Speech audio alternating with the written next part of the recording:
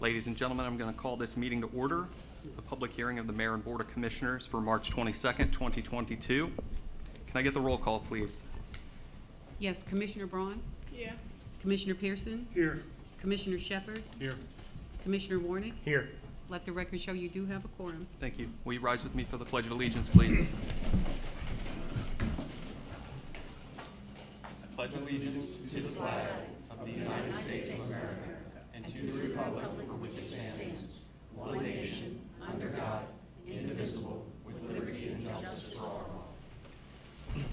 Will you bow your heads with me for a brief prayer? Father God, I come to you tonight on behalf of our town, Lord. I ask that you watch over our citizens. I ask that you watch over our elected body and that are all here in attendance, as well as our citizens who have come out tonight this evening. Lord, please be with us as we're here tonight. And as we leave this evening, please watch over our fire and EMS and our police. Please watch over those serving here in the United States and overseas. And please watch over Ukraine and those that are battling Russia overseas. In Jesus' name, amen. Thank you. All right, opening statement. Town Attorney, do you have that? Yes, Mr. Mayor. Good evening, everybody. Tonight, in addition to the normal town meeting, we're going to start with a public hearing. And the public hearing, we're going to just lay out some ground rules so everybody knows what's expected and how it's going to go down. The public hearing is on the zoning ordinance 2022-01 and 2022-02 on the comprehensive plan. So the first thing that's going to happen, so we can all start on the same playing field, is the town staff is going to give a presentation. Mr. Bonenberger is going to go out in the audience from the laptop and give a presentation of the matter in brief, hopefully, that we'll all see. And after the presentation, anybody who wants to speak is going to get to speak. So there's some people who are pre-registered to speak, and they'll be called on first. The mayor is going to be calling the list. We ask that everybody who needs to speak limit your comments to 3 minutes.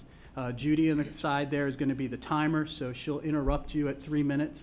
Ask you to summarize your comments. We realize that some of you have some issues that you really want to get into. The important part tonight is that the elected body hear from you, and once they hear from you, they'll know who you are, your name and address. They can follow up with you, or you can follow up with them. So try to keep it for 3 minutes. Your comments are going to be one-sided. It's not going to be a back and forth question and answer, or we'll be here all night. So you can ask questions, rhetorical questions, but don't expect that you'll get an answer. They'll note your question, and they'll get back to you with the answer at some point in the future. So that'll happen as well. And we're going to let everybody speak who wants to speak, but you only get to speak once, so it won't be a rebuttal and things like that. We want this to have an opportunity for you to get everything said, but make sure that we get home at a decent time. It's important that you know that there's not going to be a vote on the matter tonight. So you will have further opportunity to hear this and talk to your elected officials. This is the first hearing that's required by law, but there will be no vote tonight. And so, and I already talked to you about a question and answer session. If you do have any special issues or questions that you want to put in writing, you can feel free to put them in writing and send them to the town hall, and they will also be on the record as well. So, is there any questions of the elected body? The goal for tonight is for you to talk to them so that they can hear your concerns and all the things that you have to say. This is your night to talk. Mr. Mayor? Thank you. Can I get a motion to suspend the Mayor and Commissioners meeting for the purpose of opening this public hearing? I make a motion to suspend. Second. It's been motioned and seconded. Any discussion? All in favor? Aye. Thank you. Can I get a motion to open up the public hearing for staff presentations and public comment and discussion on Ordinance 2022-01, titled Amending and Creating the Zoning Districts, and Ordinance 2022 titled Comprehensive Rezoning Phase 1? So moved. Second. It's been moved and seconded. All in favor? Aye. Thank you. Staff presentations and general overview. Town Administrator, do you have that? Yes, I do.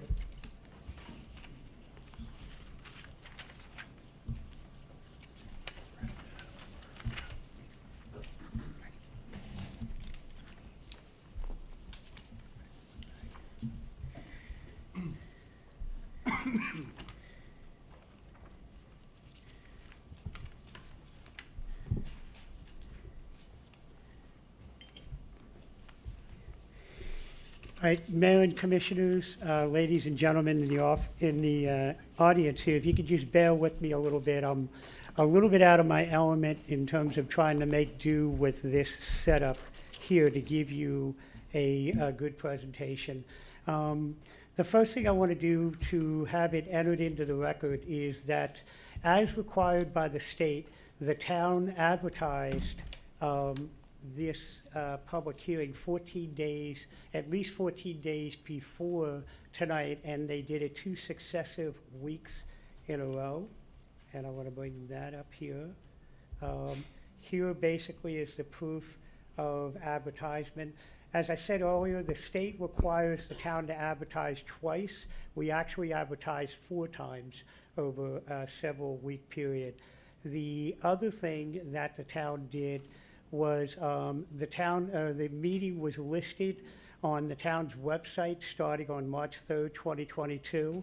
It was also listed on the agendas and discussed at the televised town meetings of February 22nd and March 8th.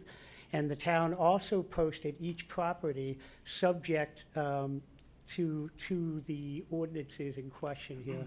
So I just wanted to show you that of all the properties in Ordinance 2022-02, and it's important for us to remember there's 2 separate ordinances here, but all of the properties that were subject to potential zoning change consideration were posted on March 4th here. So we have a couple of things I think it's important for us to cover tonight, and I want to try to get through them as quickly as possible. Ordinances are the final product of a long and tedious path that every town takes to make good decisions for the operation of the town. The end result is a few pages of legal jargon and terminology that can sound empty and confusing if there's no context provided for the residents to begin to understand and be able to make an informed decision on exactly what is going on. In order to understand these 2 particular ordinances, I think it's important to provide you with some background regarding comprehensive plans and zoning codes. What are their purpose and how do they benefit the community? I'm going to try to move quickly through this overview, but I recently created a video series titled Comprehensive Plan, Zoning Code Changes and Updates video series. There are 4 videos in that series to talk about the various concepts of planning and zoning, and they also provide a more comprehensive summary of both of the ordinances that are being reviewed here tonight. I invite all of you to take a look at those videos at your leisure, and as always, if you have any questions, please don't hesitate to contact Town Hall or myself to go over those items. So the first thing that I would really like to get into, because this is important that people understand, ordinances are not just sort of created, in midair or overnight. There's a lot of detail that has to go into it. But these 2 particular ordinances are related to the comprehensive plan. And I think it's important that we quickly cover what is a comprehensive plan, why is it required, and how does it affect the town.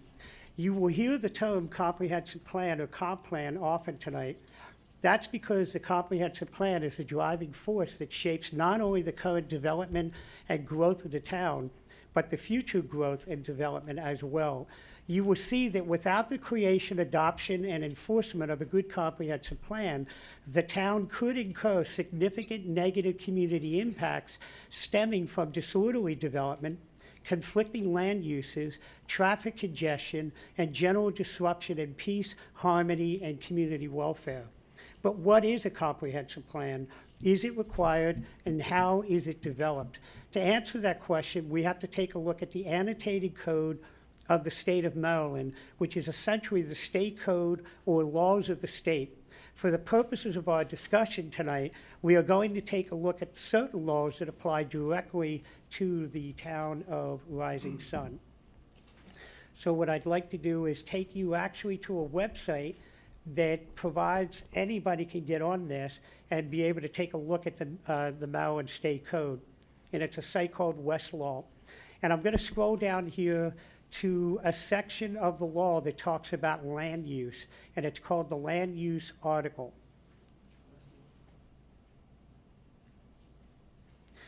And then I'm going to click on single jurisdiction planning and zoning titles. Now, I want to quickly say the reason why I'm clicking on this is because the town of Rising Sun does not share its government with another municipality. In other words, you can have multiple municipalities, all elected mayor and elected body, and share that government. We do not. We are a singular government entity. So I'm going to click on that, and I'm going to go down to Title I definitions. I'm going to go to Subtitle I definitions. And we're going to scroll down to a word that is listed in here that says plan. And basically, this is the state of Maryland defining the definition of a plan. And a plan means the policy, statements, goals, and interrelated plans for private and public land use, transportation, community facilities, documented in text and maps that constitute the guide for an area's future development. Secondly, a plan includes a general plan, a master plan, comprehensive plan, functional plan, or community plan adopted in accordance with Subtitle 4 of this title and Title 3 of the article. Essentially, the state has defined the term plan to essentially be universal in the state code in terms of simple priorities that need to be in a plan, with those concepts actually being interchangeable and used in various other types of plans established by the state. But for the purposes of our work here tonight, we're going to talk about the concepts and objectives that are defined in the law that are also made part of a plan that just happens to be referred to as a comprehensive plan. In addition, as you will see, the town is required to have this type of plan. So I'm going to go back up to the top of the website here. And we're going to click on Table of Contents. And I'm going to go back to the single jurisdiction use. And now I'm going to go to the Comprehensive Plan, Title 4. And I'm going to click on Required Elements and Plan Required. You see a word here, municipal inclusion. The reason why that's germane to our discussion is that under the state law, the town of Rising Sun is defined as a municipality. So this is basically saying this section is for municipalities. So when we click on that, we're going to find that in general, a local jurisdiction shall enact and adopt, amend, and execute a plan in accordance with this division. Bear in mind, we're in the comprehensive plan section, so this is the language that's saying that the town has to have a comprehensive plan. I would like you to consider for a second the development of a comprehensive plan as being similar to a business plan or a roadmap for continued success and sustainability, and to enhance the character, charm, and appeal that makes the community attractive to residents and businesses. Basically, what I'm saying is that doesn't happen by accident. It's done with a plan. In order to develop that plan, or any business plan for that matter, one needs to identify the focus, objectives, and goals for the business. For the purposes of developing a comprehensive plan, a community needs to identify who they are and what they want to be, while identifying the critical elements needed to achieve the intended goal. The community must address and identify the available resources and attributes that distinguish their community from others. Most importantly, the community must identify and develop the steps that are needed to ensure success. This final step is often missed by communities and results in unintended consequences of overdevelopment, incompatible land uses, traffic congestion, community tension, and general decline of community spirit. The state law actually provides an outline of the various elements that are needed that have to be addressed in a comp plan. So I'm going to go back up to the state law here. And this basically is the Bible of the contents that have to be in the state plan. So I'm going to click on non-charter counties and municipal corporations here.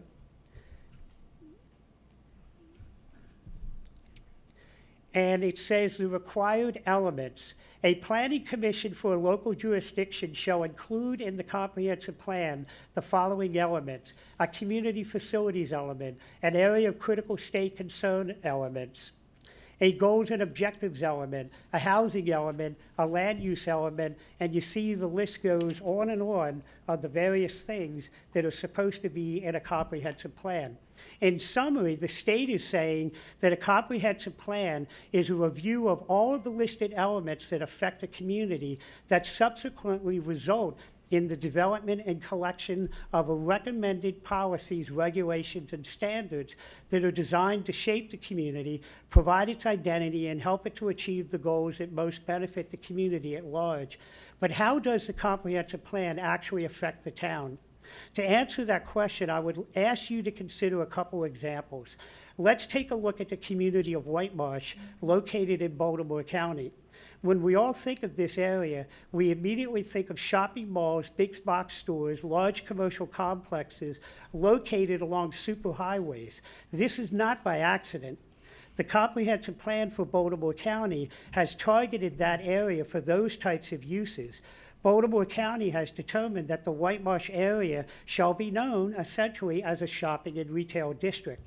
Their zoning and land development codes are structured to drive that type of retail and commercial development to that area. But let's take a look closer to home. Let's look at the towns of Chesapeake City and the towns of Charlestown, Northeast, and Port Deposit. They are all waterfront communities. They are set up and designed to attract tourists and visitors that want to experience the boating and fishing resources that lend themselves nicely to those communities. Again, if you were to look at the comprehensive plan of those communities, you would find that their respective plans are designed and implemented to capitalize on those attributes and to establish who they are as a community. However, as we all know, the town of Rising Sun is different, and we have to develop our own unique comprehensive plan for our community. In addition, we are required by law to update and amend our plan as needed. But at the very least, this plan must be updated every 10 years. The town of Rising Sun began working on amending its comprehensive plan in late 2017 in preparation of the 10-year deadline for updates. In June of 2019, the mayor and commissioners adopted the current comprehensive plan. So in closing, let's summarize what's in the Rising Sun's comprehensive plan. I think it's important for everyone to understand the clear intent of our town's comprehensive plan. The plan was adopted with the intent of providing a guide for the coordinated, adjusted, and harmonious development of the town while maintaining and preserving the rural character of the Rising Sun region. You are going to see the phrase rural character several times in the ordinances that are being proposed, because that is who we are. In addition to establishing our character as rural, we are charged with defining best practices for promoting health, safety, morals, order, convenience, prosperity, and general welfare. Those are all right out of the state code.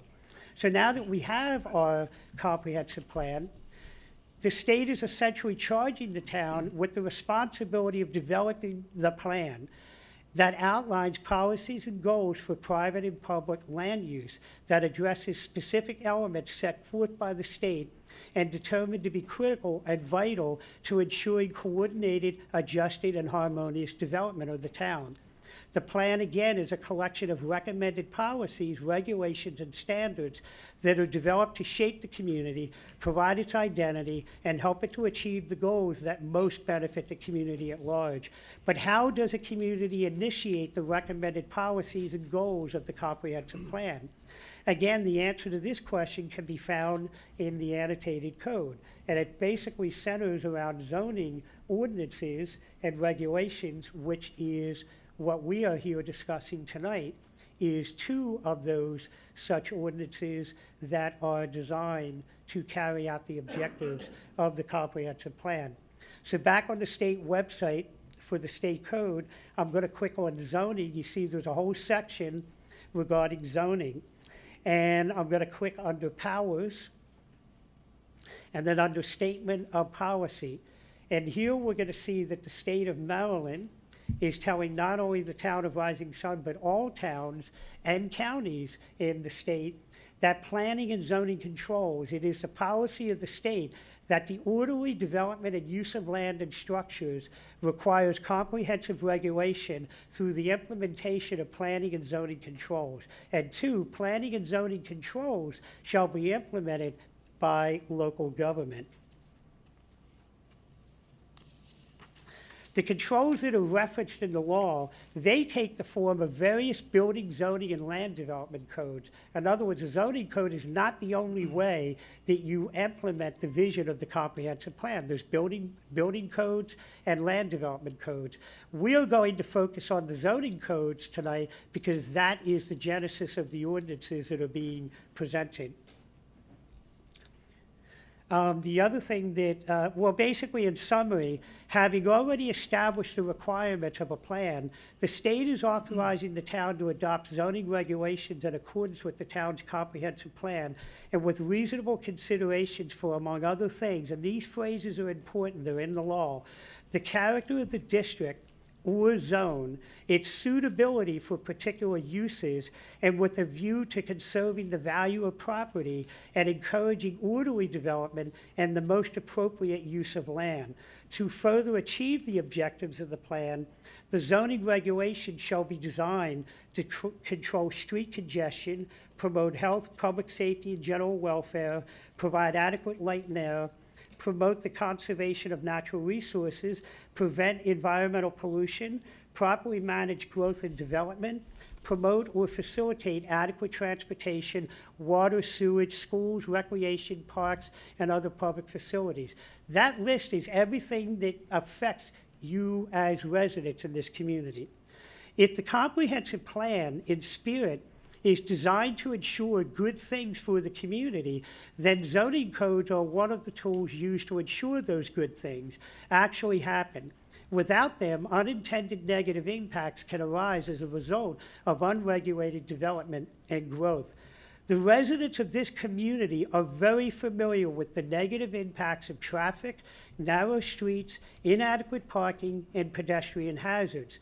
Our community is still dealing with the impacts of aging infrastructure and overdevelopment resulting in inadequate water and sewer utilities.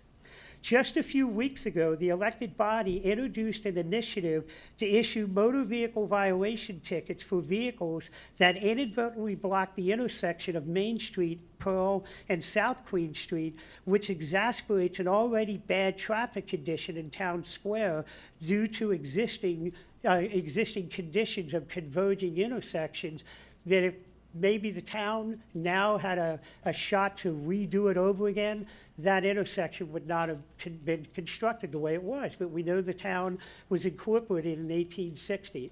So that intersection has essentially been there since the 1860s. Once a zoning code and all its policies and standards are set forth and adopted, a community must then create zoning districts that define and establish the individual policies, regulations, and standards that are germane to those specific areas. But equally important, establish the goals and objectives of the comprehensive plan, the business plan for the community's success and sustainability. It is important to clarify that the regulations set forth for development and land use are not a one-size-fits-all. And that's one of the reasons why we're here tonight, because it's not as simple as just making one zoning code. There's different properties, there's different uses, there's a variety of individualism of each property, so you have to make zoning codes that fit as much as possible all those properties.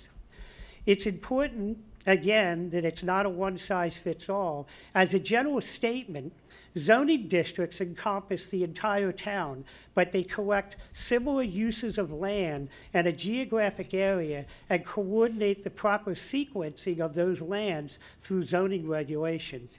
Said differently, land is essentially classified two ways. The first being the density or number of structures placed upon the land, example, 1 house per acre, 2 or 3 houses per acre, 4 houses per acre, and so on.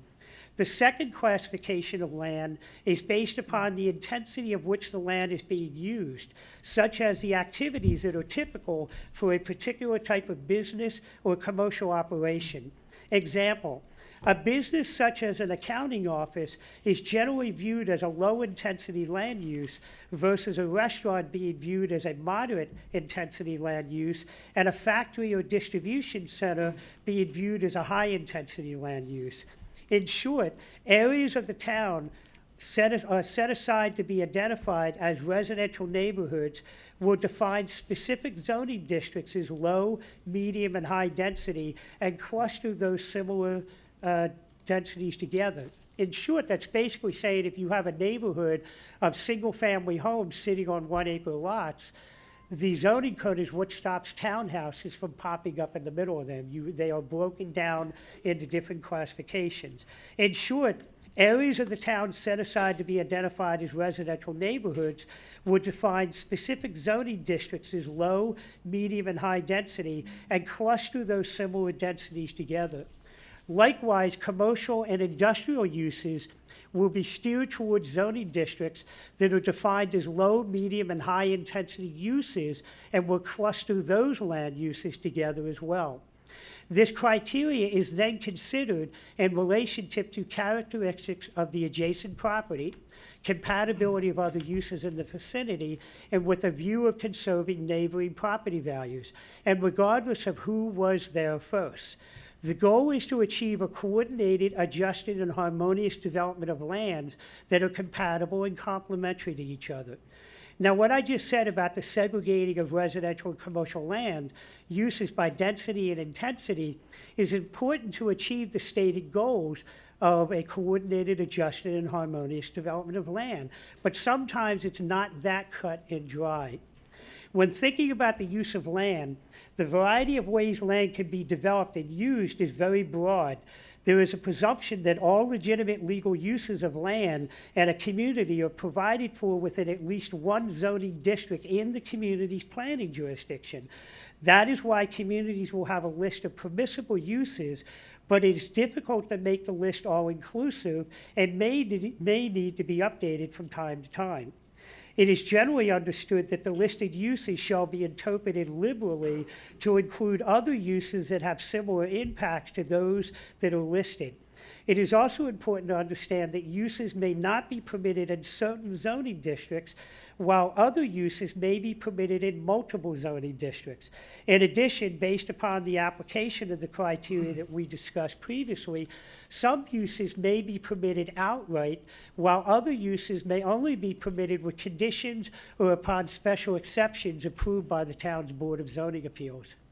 Although the community is generally required to provide for a diverse and inclusive list of permissible uses, there are some uses that, based upon their activities related to their land use, are considered non-compatible in certain geographic areas.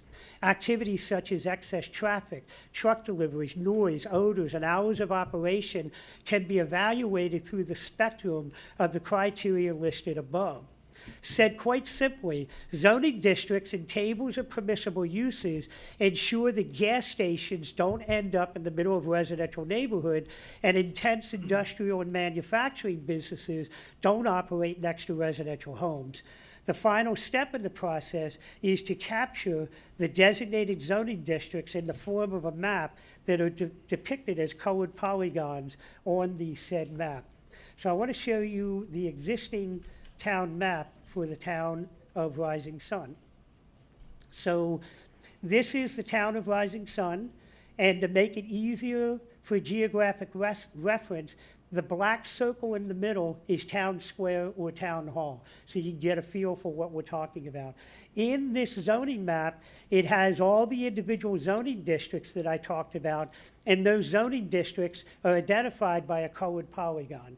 And so when you're looking at the different colored polygons up here on the map, those represent those districts, R1, R2, R3, limited commercial, central commercial, and so forth, so on and so on. So in summary, zoning codes ensure that the objectives of the town's comprehensive plan, the town's business plan for continued success, are met. but that requires balance. We believe the proposed zoning changes have taken into account the characteristics of the adjacent properties, compatibility of other uses in the vicinity, and potential negative impacts on neighboring property values, while attempting to strike a healthy balance between landowners' rights for development and the use of their land versus the rights of other property owners and the use of their respected lands. So with that, I'd like to jump in to the actual ordinance here that we're looking at. And again, there are two ordinances, and I believe the first ordinance is rather straightforward, because all it is really doing is establishing additional zoning districts in order to, again, meet the objectives of the town to make sure that it maintains its rural character. And so the state, as we already talked about, requires us to have a comp plan, and it says we have to develop zoning regulations to achieve the goals in that comp plan. The town has completed its review of certain portions of the existing zoning code and has determined that the zoning code needs to be amended and updated in order to ensure that the objectives and policies set forth in the town's comprehensive plan are implemented. More specifically, Ordinance 2022-01, titled Amending and Creating Zoning Districts, has been presented and is currently under consideration. You have a copy of that was made available for you. This ordinance is rather straightforward in that it is designed to cover a few new zoning concepts while cleaning up some discrepancies in the existing zoning code. The ordinance will clarify the actual title of the zoning regulations as a zoning code and not a zoning ordinance. It will update the table of zoning districts to, one, add zoning districts that were previously listed in the regulations but not included in the table of listed districts, and remove the reference to zoning districts that are in the existing table of zoning districts but never addressed in the actual zoning regulations. It will update the list of zoning districts to include a narrative of their intended purpose, densities of land, coverage of intensities of land use as previously described. It will also create and establish some new zoning districts based upon the town's effort to identify the proposed zoning for lands that are part of the town's comprehensive plan growth area. It will establish new zoning districts that match Cecil County's effort to preserve rural areas beyond the town limits. It will establish a hierarchy of residential zones with a range of residential densities and residential types needed to support the variety of housing types. They will be viewed as very low, low, medium, and high. And then last, the ordinance will also create new commercial land use policies that are consistent with the actual built environment of the town. That's a very important term, actual built environment, while also establishing a greater range of commercial zoning categories aimed at developing high-impact, sustainable businesses with higher-paying jobs, while also developing a viable, efficient system of commercial uses and intensities to further support a range of commercial uses by location, character, lot size, traffic, and parking. So let's take a look at the actual ordinance itself. So we have ordinance, and it's important to note here, there's a lot of boilerplate language in these ordinances. I talked earlier that ordinance can be stuffy, legal language. So I'm not going to read the entire ordinance. I'm going to read the sections that are salient, and I hope that you can, in looking at that, relate back to what I told you about what the comprehensive plan says we're supposed to be doing. So here's an important section here. Under the powers and statements of policy, it establishes as a statement of policy that the orderly development and use of land and structures requires comprehensive regulations through the implementation of planning and zoning controls, and that those controls shall be implemented by the local government. It goes on to basically say that it provides the mayor and commissioners with the authority to adopt zoning regulations in accordance with the town's comprehensive plan and with reasonable consideration for, among other things, the character of the district or zone and its suitability for particular uses, and with a view to conserving the value of property and encouraging orderly development in the community. The last item, I'm going to summarize this. This is basically saying that the town created a comprehensive plan and adopted it back in 2019, following all the elements that the state said that we had to have in that comprehensive plan. And in addition to that, having created the comprehensive plan for all the purposes listed, we needed to create zoning ordinances. So basically, this particular section of the ordinance, I'm going to skip to the second one. The town already has medium and high-density development zones, but does not have any zones to reflect the low and very low rural residential density development already existing in the town's future growth and proposed annexation areas, and therefore suggests the creation of 2 new residential zones to include an RE residential estate that is going, this particular zoning district is going to preserve the very low rural density and nature, which is what you find in the county's northern agricultural residential zoning, and an RR rural residential zoning classification that actually matches the same rural residential zoning that the county has already. If you basically what I'm telling you, it is the intent of the town to make sure that if we are growing in a smart and organized manner, and that we don't lose the rural character of our community. The comprehensive plan is also recommending creating commercial land use policies that are consistent with the actual built environment.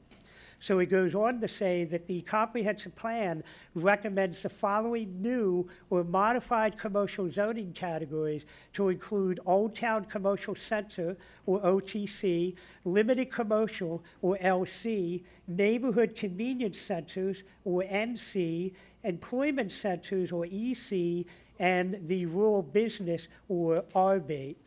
So the actual changes in the ordinances are as follows. You can see the title right now is a Town of Rising Sun Ordinance. That's a little bit confusing. You really wouldn't call this an ordinance, it's a code. So for housekeeping, we're just cleaning that title up to call it the Town of Rising Sun Code and not the ordinance. The next amendment here, I'm going to skip through that. It's basically just saying anywhere in the code where it references ordinance, it shall be inferred to read a zoning code. The next item, which I think is important, is the town has always had basically they had a paragraph in the existing zoning code that talked about all of the zoning districts in the town. But if you were to look at it, it was impossible to read. It was run-on sentences, and you really had a hard time reading it, not to mention the fact there were zoning districts that were listed in that paragraph that the town doesn't even have. And there were some zoning districts that the town has, but they were not listed in that paragraph. So basically, we're cleaning up the document to talk about all those zoning districts that should be in the code, were not, and the new zoning districts that we are creating for the purposes of trying to maintain the rural character.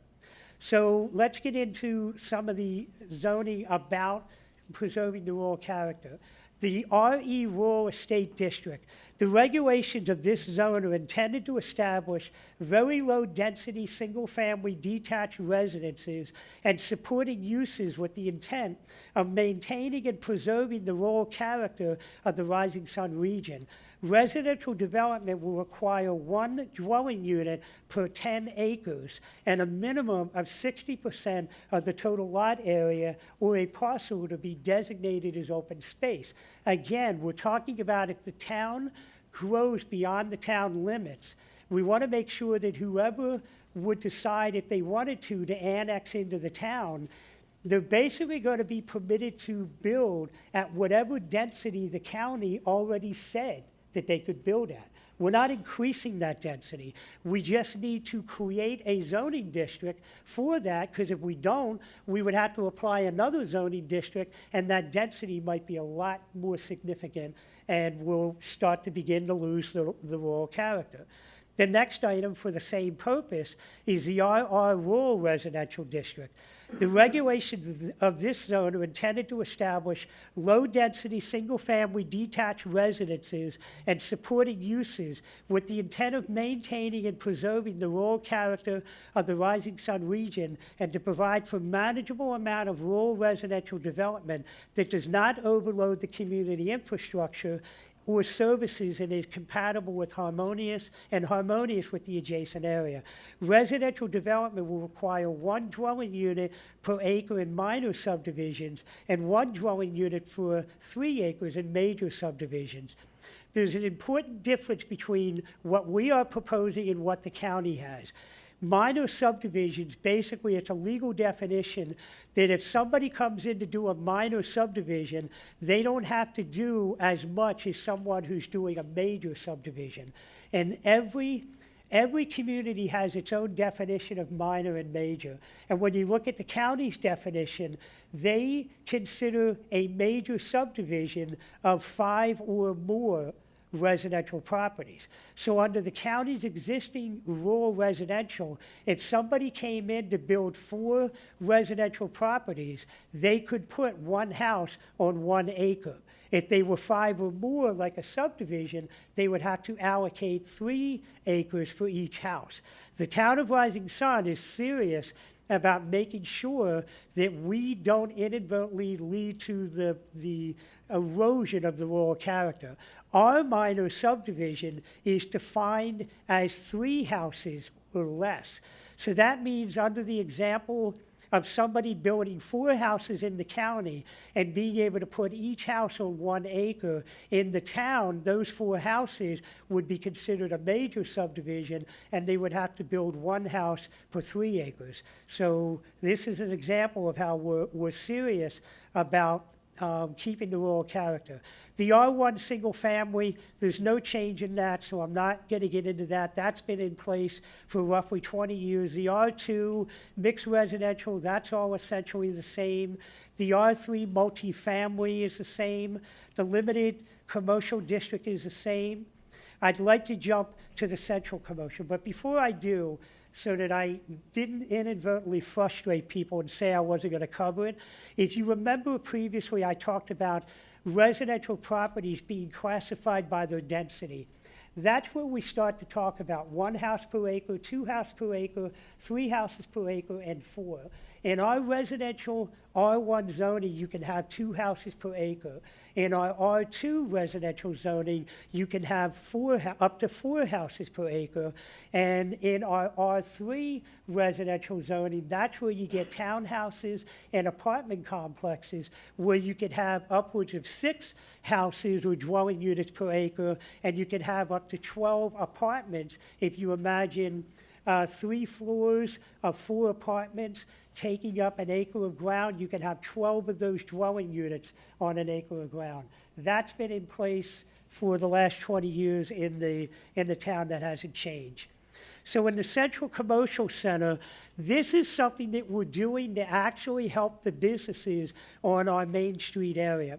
So the proposed, and some of this language is still the same, is the regulations of this zone are intended to support more intensive commercial and retail development on commercial lots that are generally larger than 3 acres in size, that are typically located in parks or campus-like form, with access provided from internal access streets that combine commercial facilities with other types of uses such as light industrial uses or additional community facilities in order to create community focal points. What I just said there is the Martin Shopping Center, a community focal point to have a variety of commercial uses.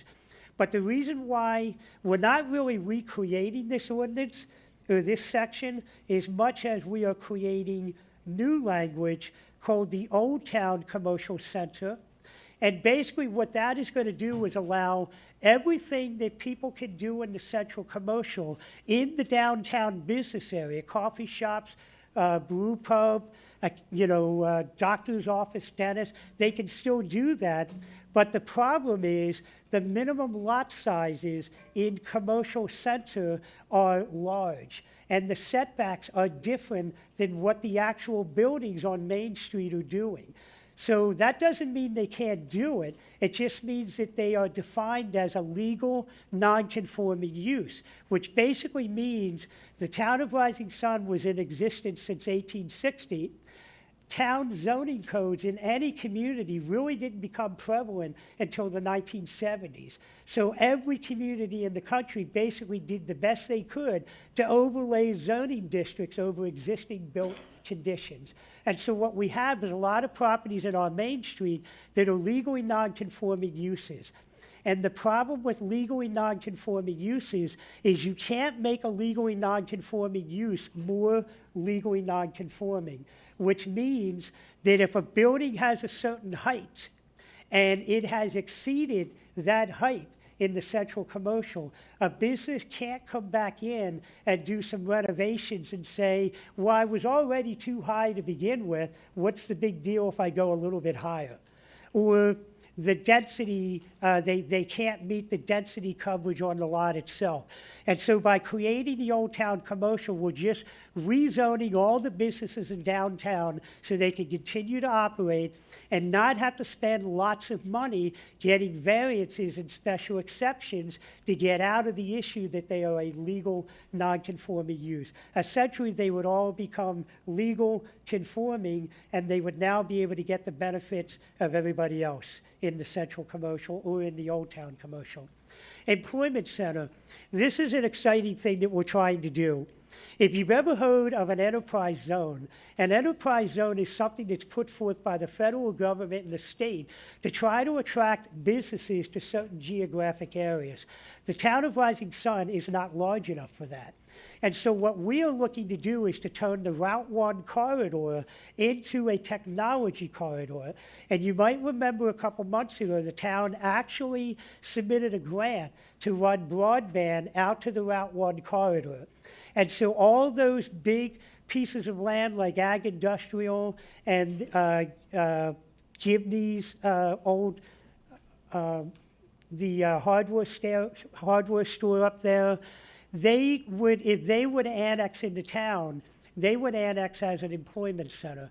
And the goal of an employment center is not to just have any type of business come in, but to have businesses that will have high impact businesses that are sustainable.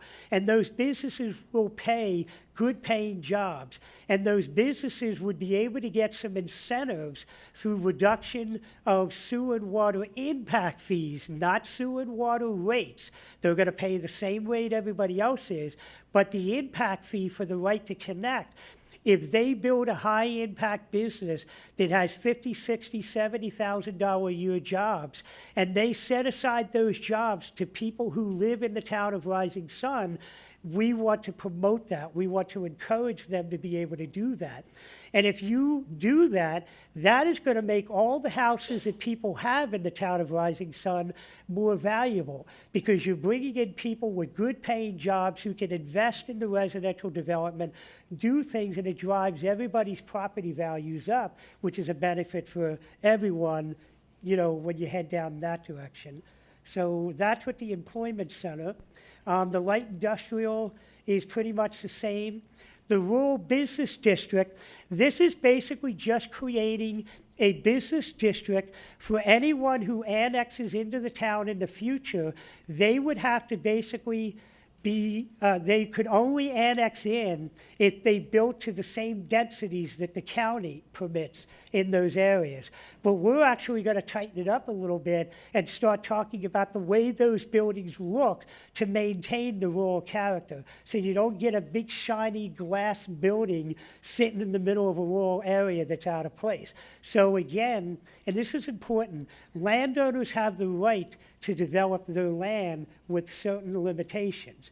And so we want to make sure that this development works for not only the landowner, but everybody involved, including the community and the greater Rising Sun region as well, because this affects the greater Rising Sun region. These other items here, basically, they were already in the code, but I had to renumber them because they essentially, with adding new districts, all the numbers in the code had to be pushed back. So I'm basically rewriting a lot of that stuff. There are some subtle changes in here based upon our comprehensive plan. If you have any questions on that, I'd be more than happy to answer that at some point. And that generally completes the first ordinance.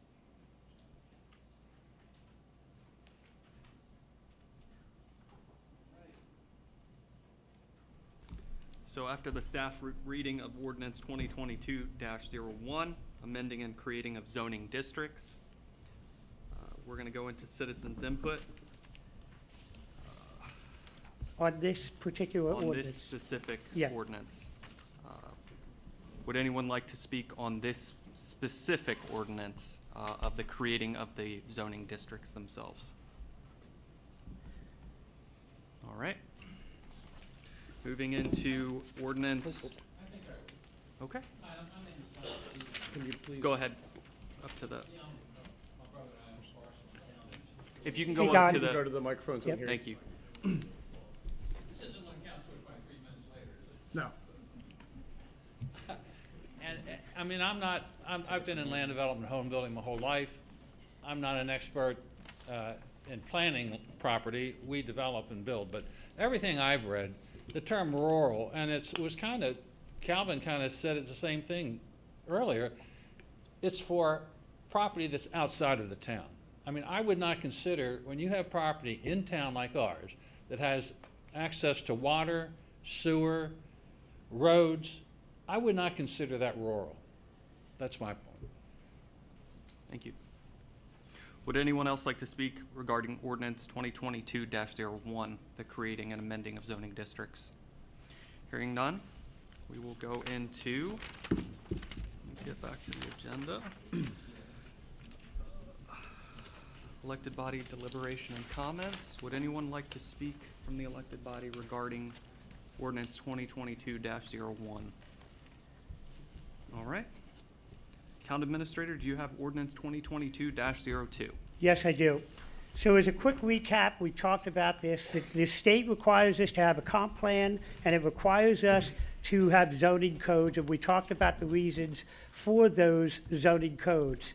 So now that we understand the comprehensive plan and the need to adopt zoning regulations to ensure that the objectives and policies set forth in the town's comprehensive plan are implemented, how do we address issues that occur when the zoning controls are not adhered to, were not applied properly, or are no longer applicable or become out of date?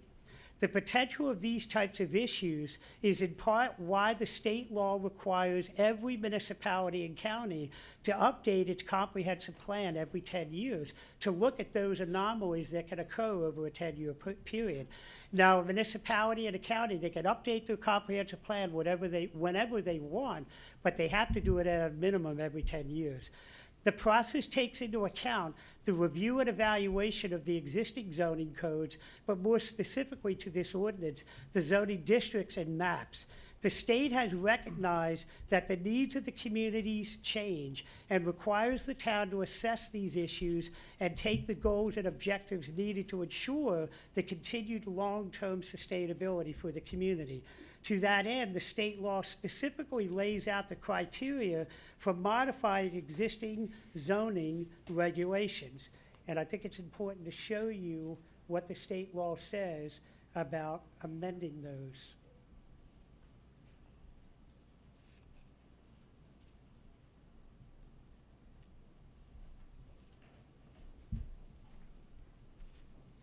So we're going to go back to the single jurisdiction. We're going to go into zoning. We're going to go into designation and adoption. And we're going to look at zoning regulations, amendment, repeal, and reclassification. So in the state law, it says that zoning regulations and boundaries may be amended or repealed. Under reclassification, which is essentially what this second ordinance is doing, it's proposing to reclassify certain properties. If the purpose and effect of a proposed map amendment is to change a zoning classification, the legislative body shall make findings of fact based upon population change, the availability of public facilities, present and future transportation patterns, compatibility with existing and proposed development for the area, the recommendation of the Planning Commission, and the relationship of the proposed amendments to the local jurisdiction's plan. The legislative body may grant the amendment to change the zoning classification based upon a finding that there was a substantial change in the character of the neighborhood where the property is located or a mistake in the existing zoning classification. It goes on to say the legislative body shall keep a complete record of the hearings and the process there. So in summary, the state law charges the town with keeping its comprehensive plan and zoning codes up to date. And we talked about the criteria or the items that we have to identify as a reason for those changes. Ordinance 2022-02, titled Comprehensive Rezoning Phase 1, has been presented and is currently under consideration. This ordinance is generally a bit more complex. However, as we go through the ordinance, I would like you to consider how the state guidelines have affected the ordinance that the town has put forth. Coordinated and adjusted and harmonious development is a core element of developing a comprehensive plan, along with other principles, is central to many of the recommended changes that you will see in the ordinance. This can be realized upon closer look at the existing zoning map. We talked at length about incompatible land uses and undesirable uses such as excess traffic, truck deliveries, noise, odors, and hours of operation. We also talked about the overdevelopment and traffic congestion, insufficient public facilities such as water and sewer. All of these conditions can prove to be detrimental to the community at large, which is again why the state requires us to update it every 10 years. This ordinance is a reflection of the Planning Commission, an elected body trying to make sure that we do not inadvertently create unintended consequences due to zoning code deficiencies.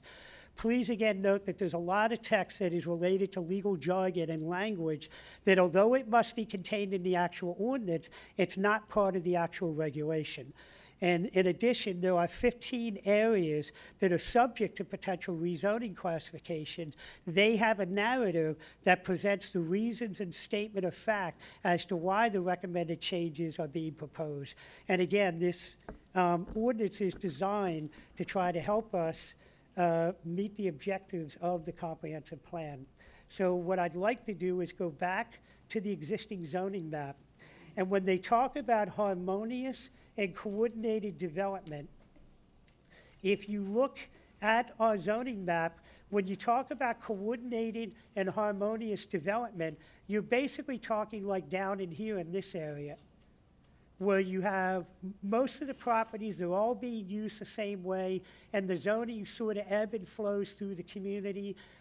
This is 4 acres per lot, going to 2 acres per lot. You see over here in the Summer Hill development, 2 acres per lot into all these areas that are 1 acre per lot. But then you start to see sections where although the properties are generally the same, their zoning has become very fragmented over the years. So one of the areas that we're proposing to clean up is along West Main Street.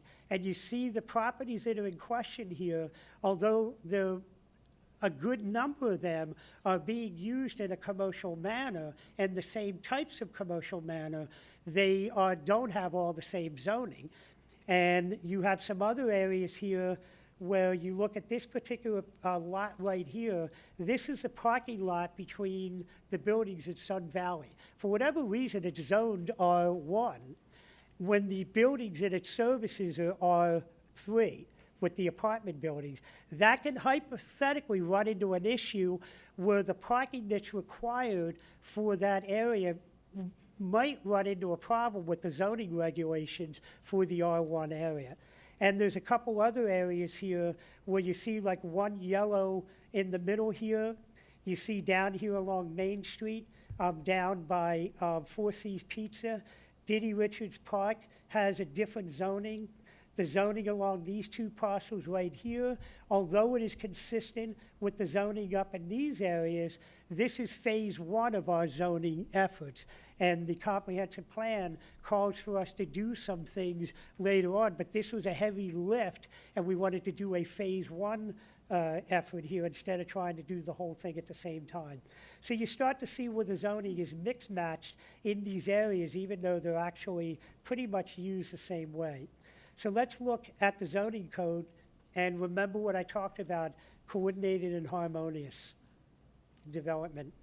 So again, the comprehensive plan, we voted, or the town adopted it, and we're supposed to make zoning changes to meet those objectives in that plan, while addressing the proposed land development and existing conditions in the town of Rising Sun. The Planning Commission looked at items like population change, adequacy of public facilities, present and future transportation patterns, compatibility with existing and proposed development for the area, fiscal impact upon the town government, and the suitability of the property in question to the uses permitted under the existing and proposed zoning classifications. You move through the ordinance, and we get to the individual attachments. And as I said, there are 15 in total. And the first one that I want to take a look at here is essentially the wastewater treatment plant out on Route 1, where the sewer plant is located right now. That is currently zoned R2, which, although the town has no intentions of ever tearing that sewer plant up and building R2 out there, or 4 houses per acre, it really is not meeting the built environment. It's basically a light industrial use, not a residential use. And the problem with that is there's a thing called precedent when you're dealing with zoning ordinances and variances and special exceptions. If we were to tell somebody in another area that, nah, what you're looking to do is actually more light industrial, and that area is zoned R2, you can't do that. But our own land is sitting and being used in a manner that's not consistent with the zoning code. So we're basically just looking to change that zoning to light industrial. The town doesn't have any plans on developing it. It does plan on moving its public works garage down there. So all the vehicles and equipment of the town's public works would now be located in a more secure area as opposed to being spread out through the town. The next item here is, this is what I like to call the old Wellington Manor property. If you remember back in the early 2000s, this is at the corner of Red Pump Road and Route 1. And let me also real quickly follow up with something, because I've had people calling me sort of accusing us of like not having the right information. When you look at property addresses, we have to go with what is listed in the state tax assessment. So that's the address for the property, is Red Pump Road. And so that's why I wanted to show the pictures and then give a description of where these properties are located. So this is the old Wellington Manor site, the Frapple development, if you remember all the controversy on that back in the day. The existing zoning on that property is R2 mixed residential. It has about 126 acres on it. If you were to multiply 126 acres without taking some of the formulas of roads and open space and multiply that by 4, that's hypothetically the amount of houses that could potentially be built on that ground. And as we know, the town had a subdivision application back in the early 2000s that proposed to build 243 residential homes on that lot. This property is located, as we discussed, on the north side of Route 1 Conewago Road. And this would have created a large, isolated residential community that in part would be separated by the Route 1 corridor, cutting off pedestrian access to the town services without the use of someone having a vehicle, but more importantly, cutting off the residents from the reasonable convenience of accessing community things such as parks, libraries, and shopping. High-density residential development of these lands would likely result in large volumes of traffic that could be anywhere, based upon the 243 number, being anywhere roughly from, I think it's 280 some odd cars to maybe close to 350 cars.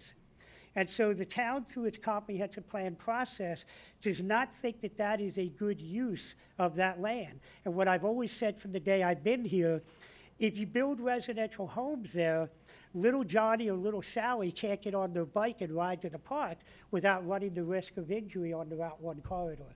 So this is an example of where this development is really not compatible and conducive to what we're trying to do in the town. So this is where one of the properties, because it's in the town limits, that would be rezoned as employment center. And the access to that employment center would be off the Route 1 corridor, not Red Pump Road, which, if you remember, they were looking to do the residential developments. It was going to come in off the Red Pump Road. There were all kinds of uproar about that when I first came to the town of Rising Sun. So this, basically what we're looking to do is to build high-impact businesses on the Route 1 corridor. The people come to conduct their business, and they get on Route 1, they get off Route 1 to do their business, they get back on Route 1 and they go about their way. They're not necessarily congesting and clogging up all the traffic in town. There are also good-paying jobs. I talked about how we're looking to attract good-paying jobs to the area. Now you have people, and let's be honest, the town of Rising Sun really doesn't have an employment center right now. Our employment center is people going to Aberdeen, Baltimore, down south on 95, maybe going to Wilmington, Delaware, maybe going to the Elkton area. There is no real large employment center here. If we turn the Route 1 corridor into an employment center, now people can work closer to home. But again, the key is a good business with high-paying jobs. That's what our goal is in creating that employment center. So the next item here is, this is an example of, we have to deal with whatever the address for the property is. And I had a couple folks come in to see me yesterday who were trying to figure out where in the world was this Stevens Preserve property, and they remembered apparently an old farming family that was further down west of the town, and they were trying to figure out how that applied. So the Stevens Preserve property is essentially 65 acres. It currently has 3 types of zoning on it. R1 single-family district, R2 mixed residential, R3 multifamily. The proposed zoning on this land would be RR rural residential to reduce the number of houses to go on that property. And as you're going to see, it meets one of the elements of transportation patterns. And as I said previously, there are concerns about egress and exit out of this property that wouldn't create a really bad domino effect on the traffic in the downtown area. So back in 2017, the Planning Commission looked at all of these pieces of property and said, we recommend that this be downzoned to RR. These lands were previously subject to land development efforts in 2004. It was the intent of the owner to develop a mixture of zoning but high-density residential community of roughly 119 residential homes. However, upon closer inspection of the property in relation to the existing zoning, half of the buildable area could be developed to a density of 4 dwelling units per acre, and the other half to a density of 6 dwelling units per acre, and as many as 12 dwelling units per acre as part of an apartment complex. Chapter 10 of our comprehensive plan states that specifically identifies traffic objectives that call for the town center to function as well as possible, basically, and unimpeded of traffic congestion, by providing bypasses and peripheral roads for through traffic and working in conjunction with State Highway Administration to control truck traffic on Maryland 274.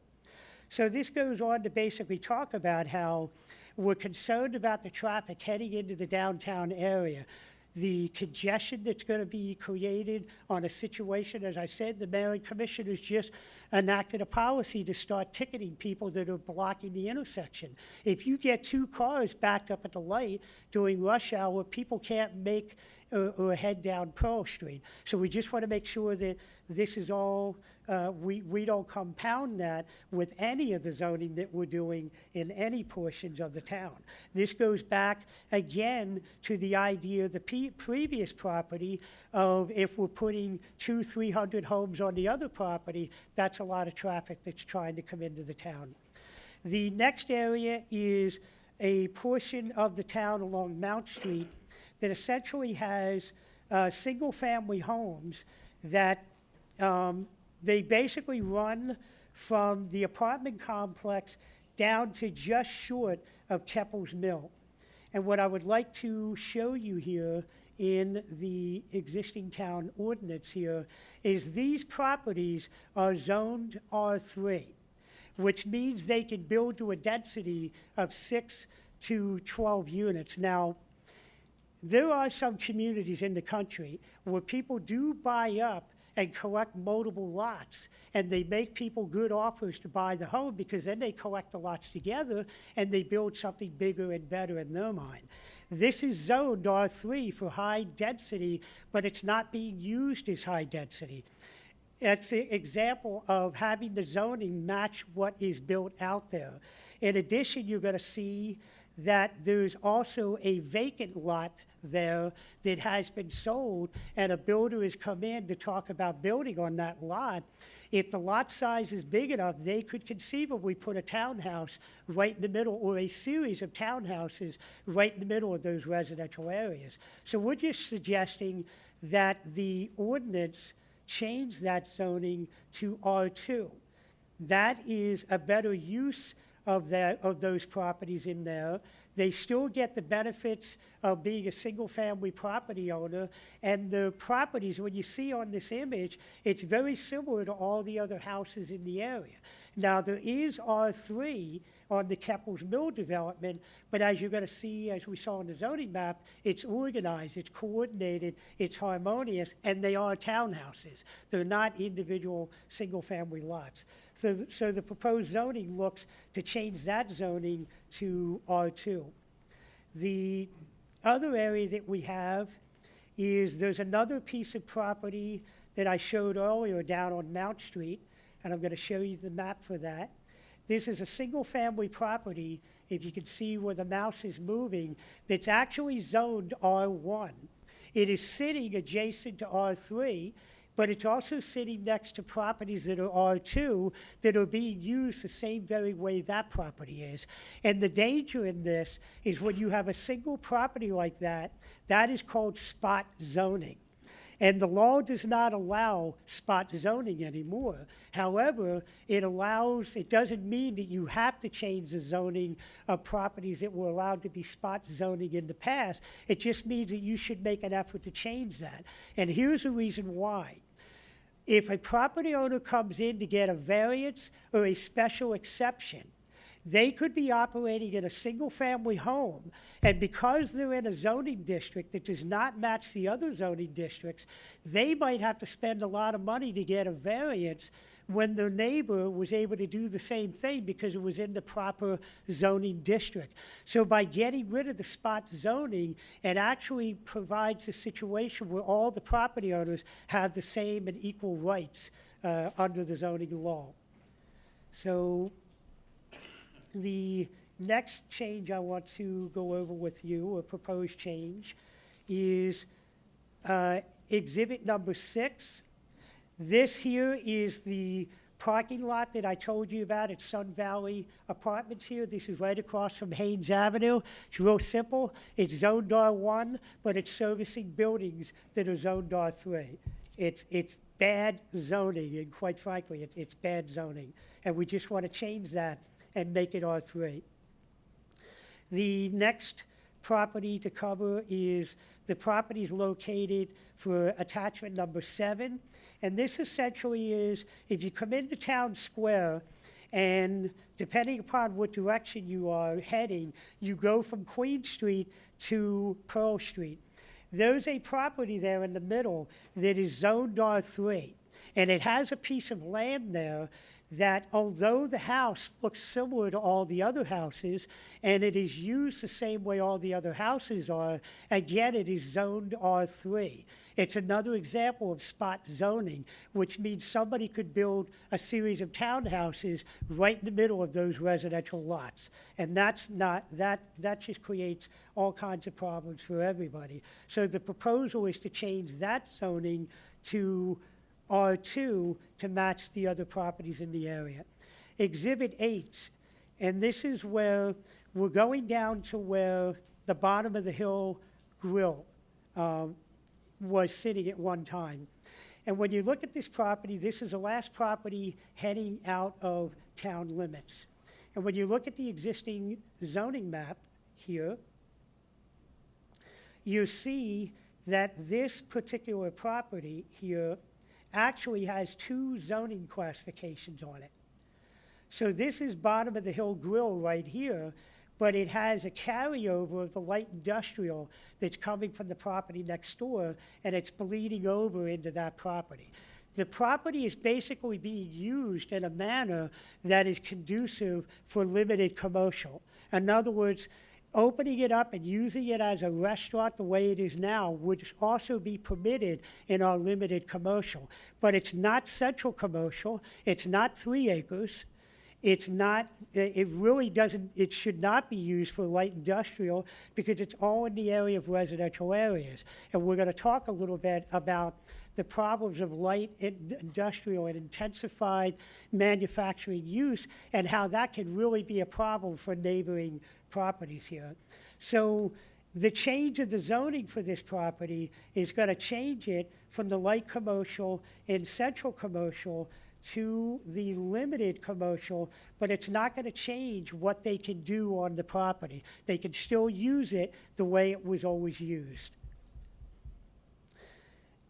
The next item is exhibit number 9, and I've tried to take some of these properties in chunks here, and we have essentially 5 properties along Main Street. Now, I'm going to show you that I've only highlighted really this area right here, this area right here, and this area right there. The reason why there's 5 is being an older town, some of our buildings were built across multiple property lines. And instead of doing a reverse subdivision and putting all 3 lots onto one lot, they all have separate individual tax parcels. So it is 5 tax parcels, but it's essentially just covering 3 occupancies here. And again, these occupancies are zoned as light industrial. There's even a residential house here on the corner that is zoned as light industrial, but it's a residential house.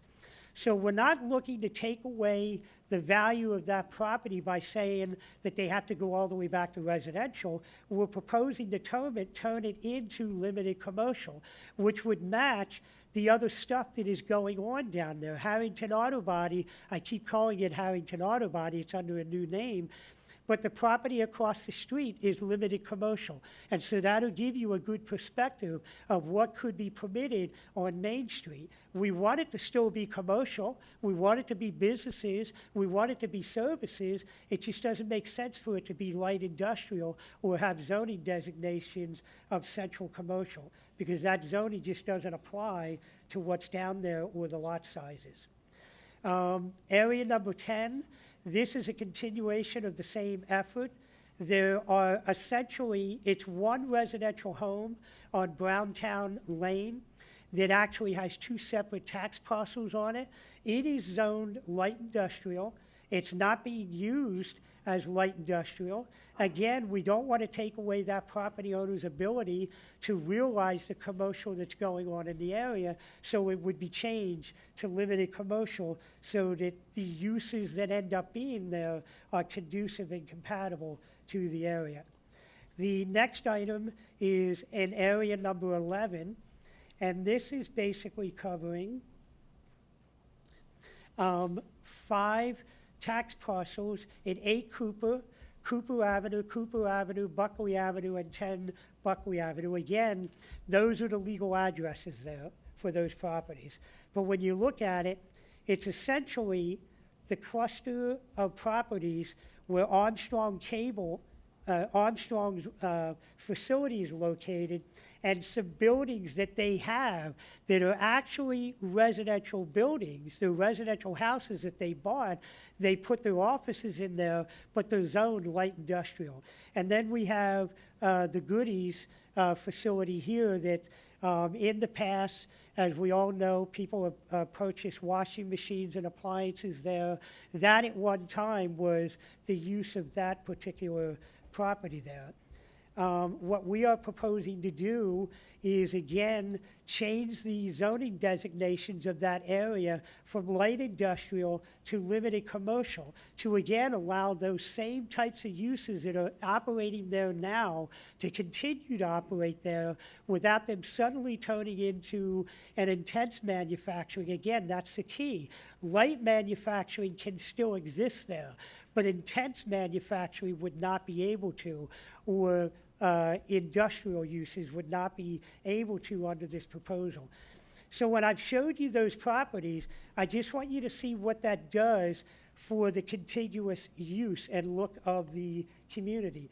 So when you're looking here, you see that we took all those mixed match of colors and turned them into the same color, and now you have a coordinated flow of properties that are all essentially being used the same way, being zoned the same way, and it flows right up into properties of a commercial zoning district and then up into town square. It's consistent with the property across the street, the old Harrington Auto Body, and matches it. So that's the reason for that proposal. And then the other proposed area is area number 12, and this essentially is just the Tower Pizza down there by the Martin's Shopping Center. When you look at the existing map, when you look at the existing map,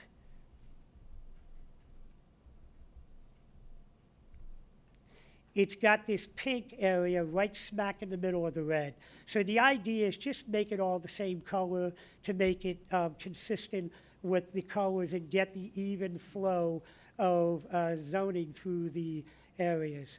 The next item that's considered for rezoning is Area 13, and this is basically Diddy Richards Park. Again, this is zoned as R2, and it's actually the home of our wastewater treatment, our water plant, where our wells are at, where we have wells in the ground, and it's the place where our park is located right now.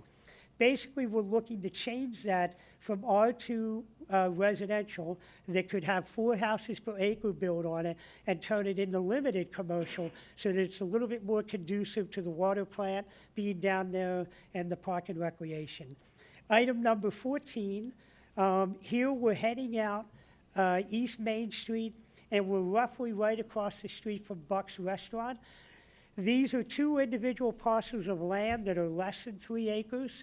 One of them located right here, 281. It's had a variety of uses over the years. I believe right now there's a Dixieland Heating and Oil has their offices in there. I think there's been insurance in there. There might have been some doctors, whatever. It's a beautiful building that provides a lot of opportunities for what would be limited commercial operations. The lot is not big enough for a central commercial. So again, when you look at the compatibility of what is going on in the area, it is proposed to take these 2 pieces of land that are currently zoned central commercial and change them to limited commercial, but they would still be able to do the things that are permitted in the central commercial, except things like they can't build a supermarket. But the land is not big enough to build a supermarket. They can't put a golf course there, but the land is not big enough for a golf course. So that's an example of just making the zoning to be more compatible with what is actually taking place. And so if you look at that real quick, now you look at all those mixed-match colors, and we have an even flow of zoning running through this area. The last section was section of the code, proposed code that I want to cover. Is an area up on Colonial Drive. And this is essentially a 26.227 acre piece of land. And I mentioned earlier that I did some videos that sort of explain all this stuff.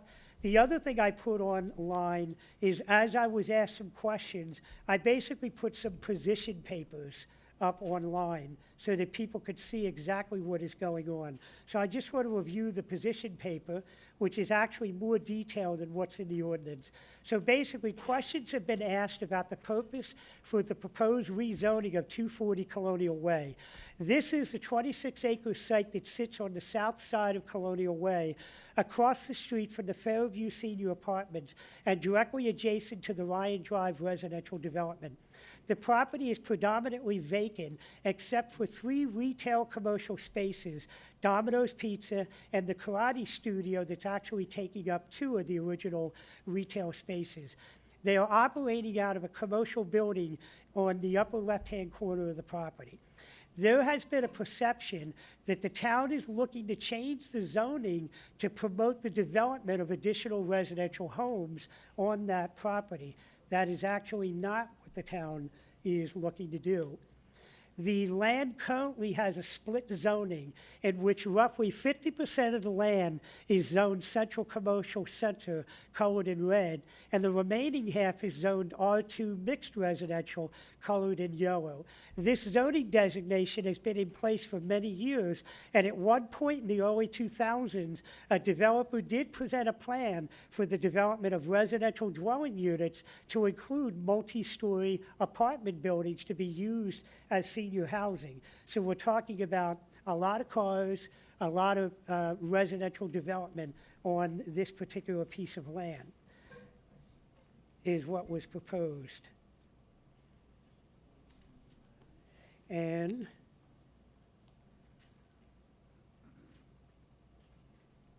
in reality, and I apologize, it's not allowing me to bring up the other page here.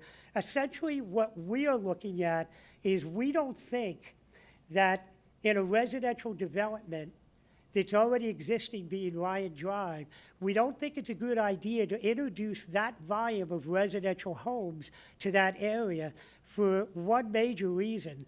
They would typically need to have 2 ways out of the residential development, which the second way is going to be into Ryan Drive. And we all know that Ryan Drive basically dead ends at a stop sign at the bottom of Main Street. So if we were looking at 50 dwelling units or 100 or apartment buildings in there, we could have several hundred vehicles going into the Ryan Drive area to move through the community. The Planning Commission and the Mayor and Commissioners don't think that that is the ideal use of land in that area.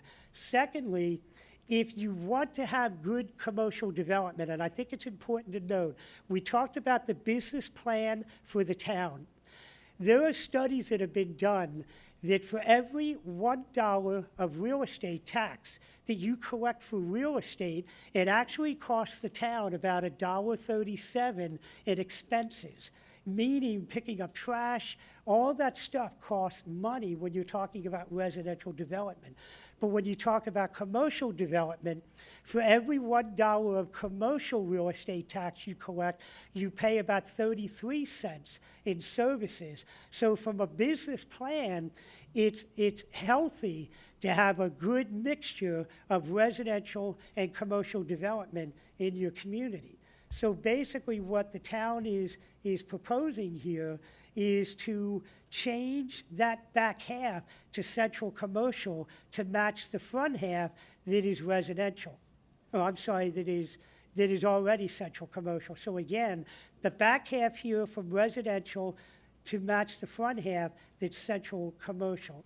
And so when you start to look at the proposed map, if these changes were made, you're now looking at a commercial flow of properties tying into the existing commercial flow, tying into the commercial flow here that ties into the light industrial, and now you create a situation where traffic that comes into town to conduct the business in those commercial buildings is in and out. They're not going into the residential areas. Here's another important point, is that we in the development would not permit that commercial property to get access to the residential area. It would be blocked off.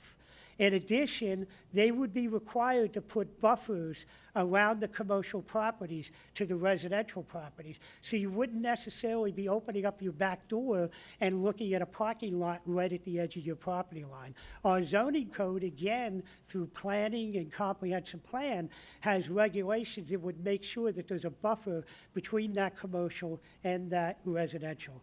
So that concludes the ordinance, the changes that are being made and the reasons why they were being proposed. Thank you, Town Administrator. On behalf of the elected body, thank you for coming tonight. We're going to go ahead and take a 5-minute restroom break. Some of us need to use the restroom, so we're going to take a 5-minute restroom break. It is 8:32. If you can be back in about 5 minutes, that would be great. Thank you.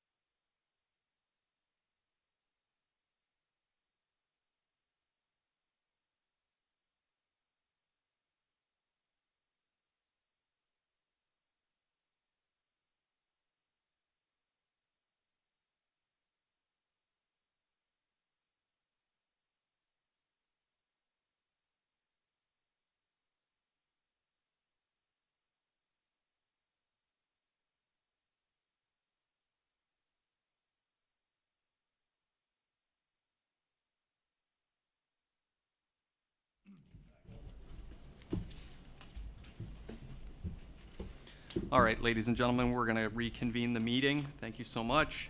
We're going to go ahead into citizens' input regarding ordinance 2022-02, which is the comprehensive rezoning phase 1. First on citizens' input, the agenda is Donald Stevens. Can we just say one thing? If people, in addition to saying their name, also the property they're... If you can just state your name when you come up and the property that you're speaking about. Yeah, I'm Don Stephen, and along with my brother Dale, who's sitting right there, we are co-owners of the parcel known as Stevens Preserve, the third item on the agenda. And I'd just like to say we've spent hundreds of thousands of dollars and countless man-hours on this property over the last 40-plus years, relying on the zoning the town placed and maintained on it. The first reason given for this downzoning is traffic congestion. Both professionally completed traffic studies that have been performed concluded that there would be no failing intersections upon the completion of this development. These traffic studies should be taken seriously. The second reason given is to, quote, provide a more compatible, harmonious, and coordinated transition, close quote, to future adjacent land planned to be zoned light industrial. I strongly disagree.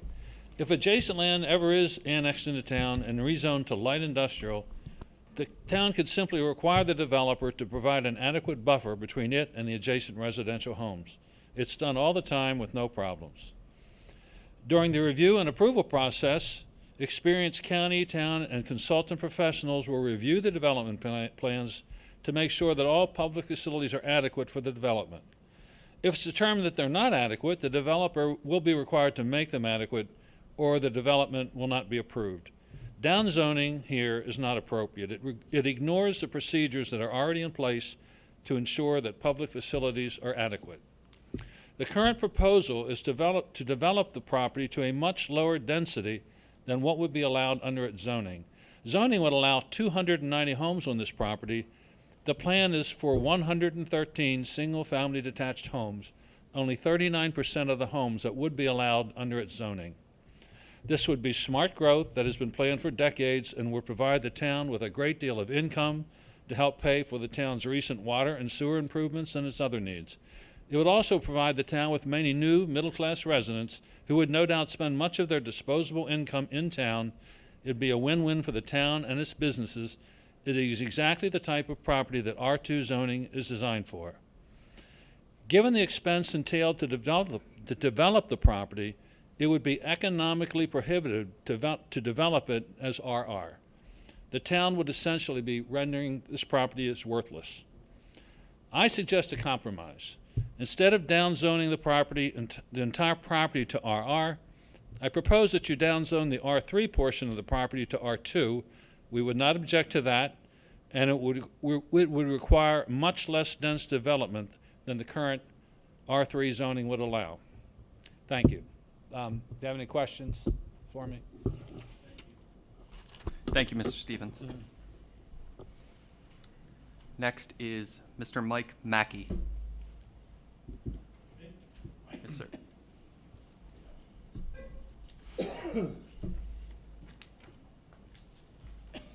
My name's Mike Mackey. I own a farm up on Ridge Road. It backs up to the sewage pond, backs up to the Red Pump Road place. You guys talk about development. What's the worst problem Rising Sun had last year? Flooding. You don't even consider that in all your plans. I have a farm that's 200 acres. I wanted to put it in farm preservation. It has no building lots, so they say, so I can't put it in farm preservation. So you guys keep talking about more development. Sewage pond, why does it stink? You spent $4 million on that thing? It's in nasty shape right now. When it rains, the creek goes right with my property. Foam's about 4 foot deep, goes up the banks. Rocks look black. What's that? So you guys got a lot of answers to do before you start adding more houses. Thank you. Thank you. Mr. Sean Goody.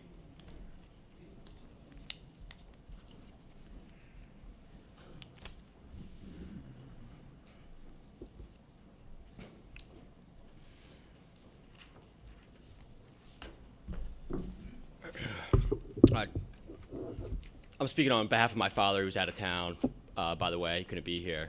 But good evening. I wanted to thank you for the opportunity to express my opposition on record to the proposed zoning ordinance. We have private property rights as owners of real property. When you downzone a property, that's taken without compensation. We plan on opposing this ordinance in any and all capacities available to us.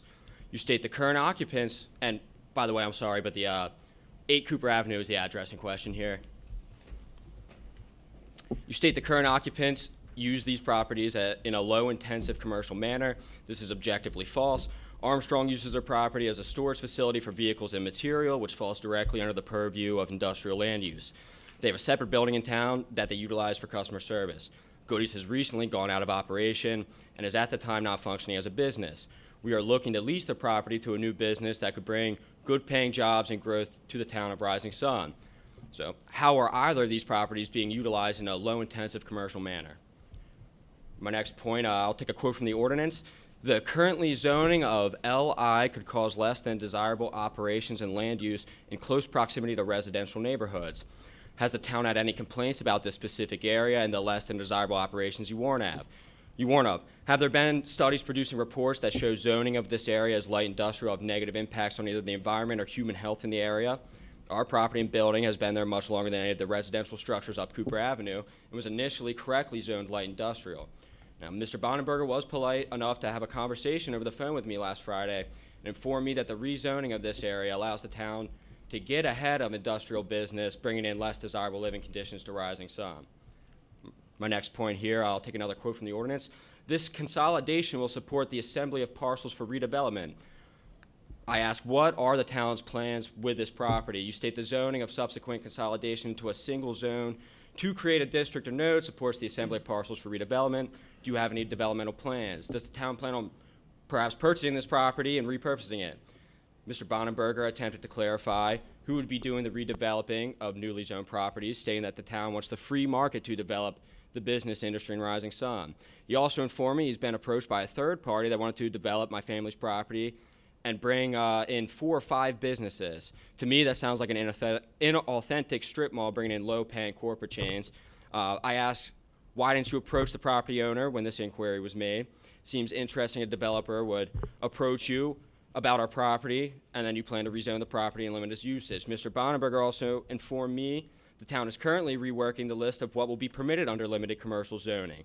Why would we approve the downzoning of our property into a category that's not yet spelled out and you're actively changing? And my final point here, how would zoning this property limited commercial benefit the current property owners who are looking to lease the property to a business? This seems to limit the type of business that can operate on this property, thus limiting whom the owner might be able to lease it out to. If you're for the free market, as Mr. Bonenberger said, acting as a quasi-central planning council is perplexing to me. We're at 30 minutes. Thank you. All right. Mark Keeley.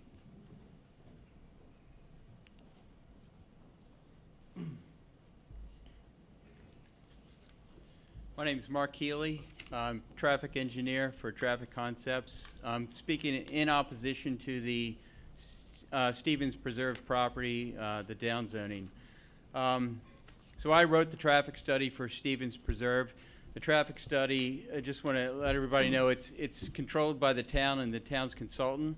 The town tells me what intersections we have to study, when we have to study them. The town approves the existing traffic volumes at the intersections.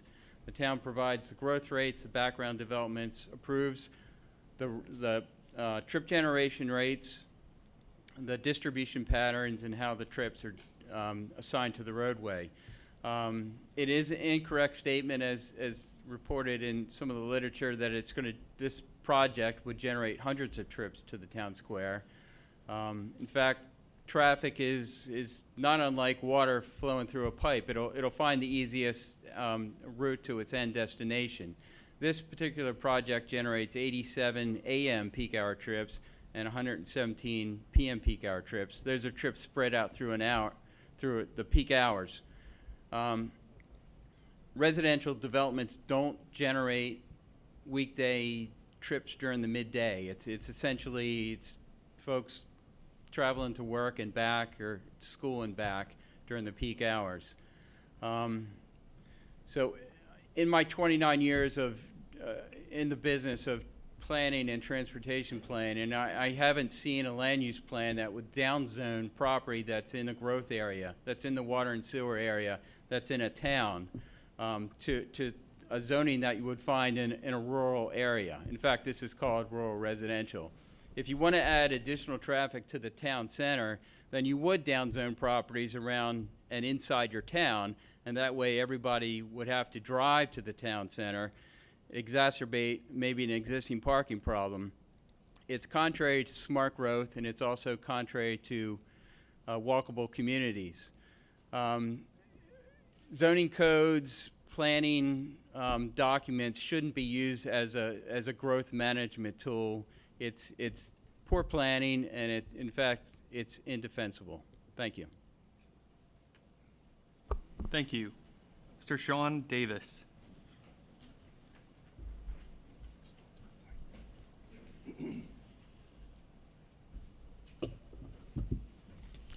Good evening, Mr. Mayor, Commissioners. My name is Sean Davis. I'm a principal with Morris Ritchie Associates, and I'm here on behalf of the Stevens Preserve. Mr. Bonneberger, that was probably one of the best presentations I've ever experienced in 36 years on land use, zoning, and comprehensive planning. Unfortunately, now I have to disagree with you. Unfortunately, I believe the proposed rezoning of the Stevens Preserve property is inconsistent with smart growth principles. The first 7 pages of your comprehensive plan establish very specific smart growth principles dating back to the 1992 Economic Growth Resource Protection and Planning Commission and Planning Act, which I was actually a member of one of the subcommittees. And this proposal flies in the face of all those smart growth principles. Number 2, the proposed rezoning is inconsistent with your adopted 2019 comprehensive plan. If you look at the land use goals specifically, under land use goals, growth management, development is concentrated in suitable areas. Residential, new residential neighborhoods are designed according to smart neighborhood and traditional placemaking principles that enable and support neighborly personal relationships traditionally found in small towns. That's not consistent with a rural residential planning goal, land use goal. Number 2, in terms of your comprehensive plan, and map 5, contained on page 80, you literally have this property within your sewer service plan. So it really deserves and kind of demands the density that would support that sewer service. And finally, on map 7 under the existing zoning, it identifies this property within a municipal priority funding area. The first line on this legend is within a municipal priority funding area. That's really important because if you're inconsistent with a priority funding area, it does mean something. It means potential impact to state funding. Under the Maryland Department of Planning instruction and guidelines submissions to the Department of Planning under priority funding area certifications, it states, State Finance and Procurement Article Section 5-7B08 requires the local government to certify locally designated priority funding areas, PFAs, to the Maryland Department of Planning. Certification of an area as a PFA facilitates access to state growth-related funding for transportation, water, and sewer infrastructure, neighborhood revitalization, and housing assistance, including the Maryland Mortgage Program. Specifically, it says that an area other than an existing community under subsection D may be designated as a priority funding area if the area is within a locally designated growth area, this property is planned to be served under the approved 10-year water and sewer plan. This property is in the W1 existing sewer service area. The designation represents a long-term development policy for promoting an orderly expansion of the growth and efficient use of the land and public services. And in that part of the area designated by the local government for residential uses or development, there is permitted average density of not less than 3.5 homes per acre. And that directly relates back to state funding of important municipal goals and facilities, public facilities. If it's in a PFA and you're not meeting the PFA standards, that's subject to the town to not being able to get those funds. I would also like to mention that this property is within a short walking distance to Main Street. And what a great opportunity to provide residents, future residents. That's time. Sorry, sir. Thank you. No problem. Thank you very much. Let's just make sure the timer is set, Judy. I didn't hear it. Yeah, it didn't go off. Oh, I'm still in another 10 seconds. No, I'm just kidding. All right. Mr. Bradley Stover.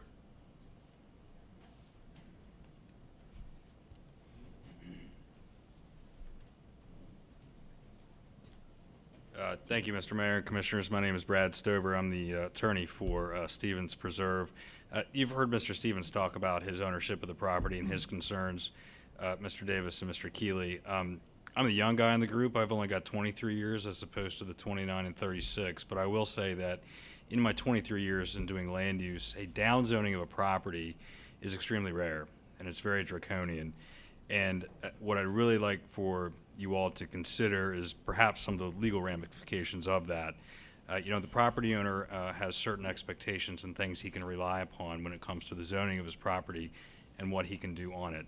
This particular project, as some of you may know, has already started to vet through the development process. And as Mr. Stevens said, it's 113 lots, which is significantly less than what could be developed under the zoning for the property, which is part of the main concern in the reason for the change.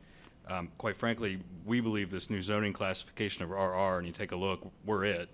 This obviously was designed for us, is something that greatly reduces the value of the property. You'll hear a broker speak in a few minutes about the fact that it's going to essentially render it undevelopable through the development costs, which would theoretically make it a taking. So we believe that we have reliances upon the zoning, upon the fact that we've started with the development of the project, with respect to the fact that it will be made essentially unable to be developed due to development costs if it is downzoned again to this RR, which appears to have been created specifically for this property. And I think Mr. Davis brought up a good point too.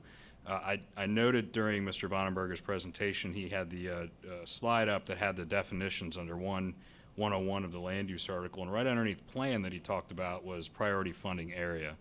And Mr. Davis touched on that a little bit, but I would really encourage you and caution you to look at the potential consequences of taking a property that's in a PFA, a preferred funding area, where state money has been accepted, and what a downzoning could do, what impact that could have on the town, quite frankly, and its residents. Aside from the legal points I just raised, I would raise two other quick items.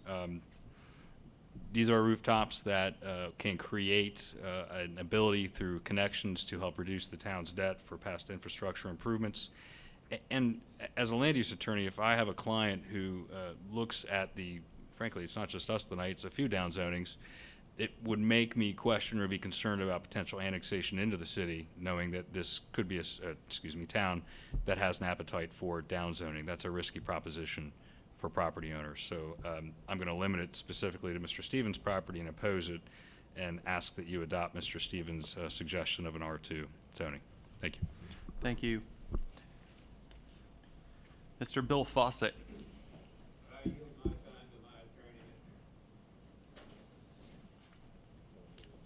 Thank you.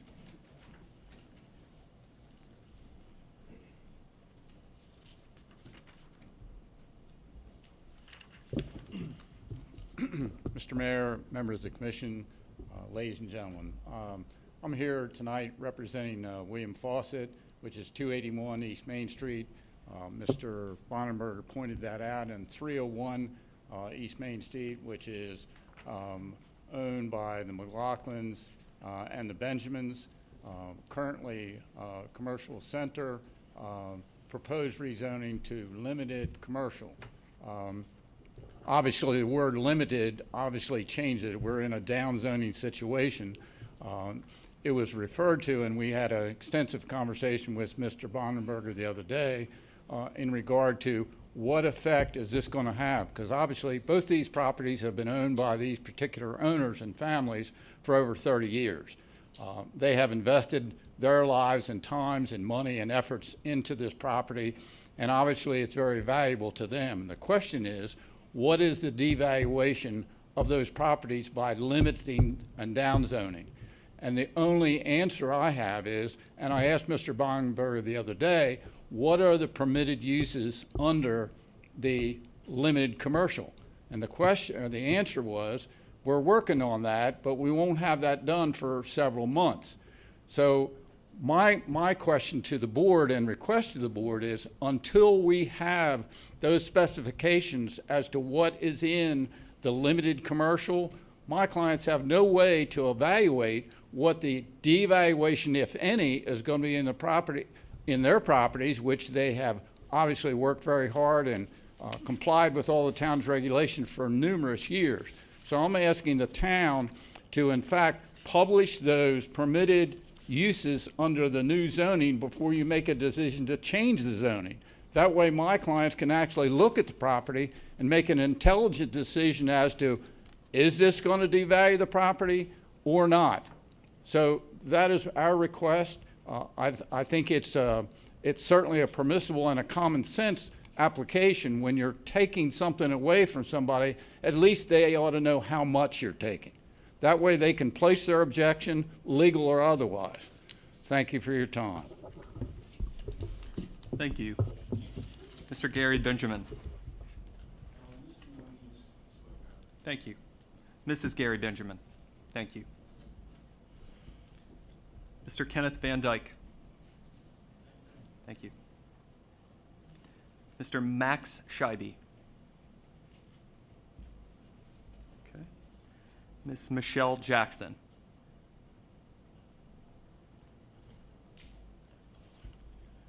Ms. Pam Finn.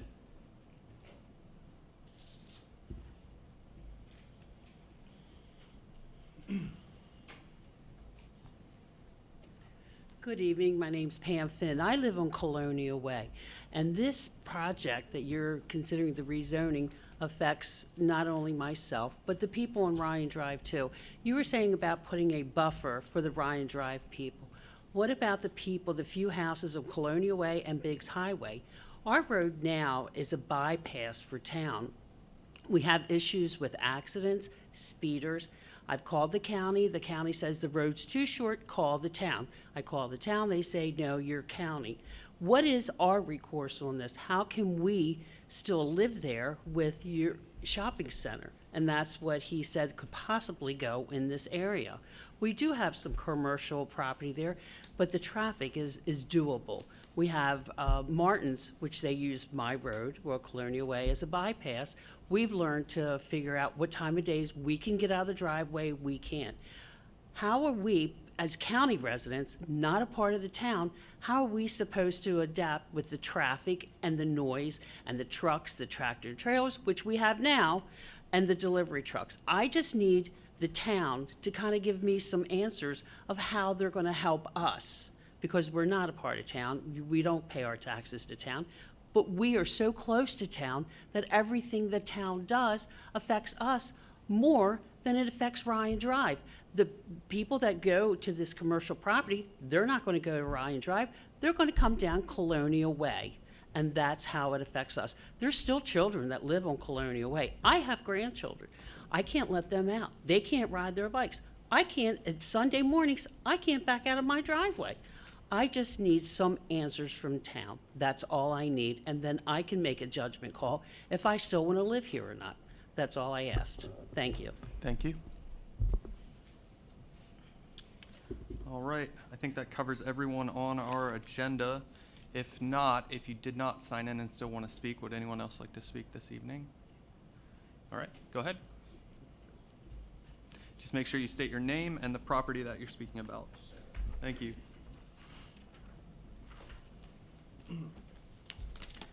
Hey everybody, my name is Connor Goody. I'm speaking on behalf of 8 Cooper Avenue, and I don't need to reiterate all that my brother said, but there are a few things that came up in the presentation today that I would just like to address. One, and I believe it was part of the land use article, the Maryland land use article, was that you need to have findings of fact to rezone or to amend the zoning.